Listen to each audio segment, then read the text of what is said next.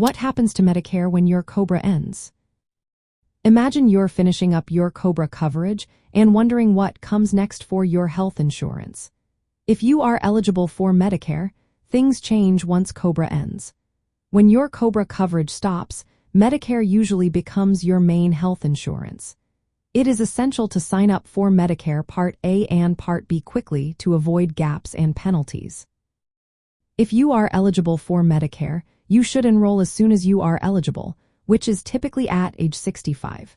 Even if you have COBRA, enrolling in Medicare Part A, which covers hospital costs, and Part B, which covers doctor visits and outpatient care, is important. Doing this on time helps you avoid late enrollment penalties that can increase your costs later. If you decide to keep COBRA after enrolling in Medicare, you will need to pay premiums for both. COBRA may cover some benefits not included in Medicare, like dental and vision, but Medicare will be your primary coverage once COBRA ends. This means Medicare pays first, and COBRA pays second if applicable.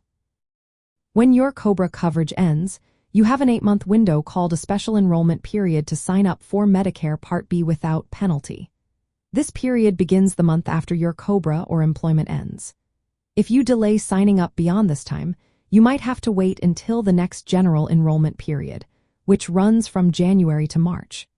Coverage then starts in July, and you could face a permanent premium penalty. If you are still working past age 65 and have employer coverage, Medicare is usually secondary to your employer insurance. But once COBRA ends, Medicare becomes your primary coverage. This change is important to know because it affects how your claims are processed and what costs you pay. Enrolling in Medicare Part B after COBRA ends also gives you a 6-month window to buy Medigap insurance. Medigap helps cover costs that Medicare does not pay, such as co-payments and deductibles. Remember, COBRA coverage usually lasts up to 18 months after your employment ends.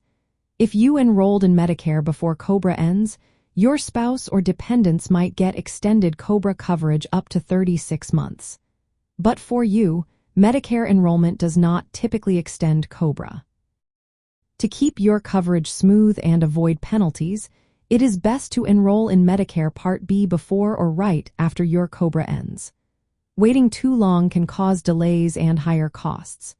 If you have dependents on COBRA, check with your benefits coordinator before declining coverage to understand how it impacts them. In short, when your COBRA ends, Medicare should be your main health insurance.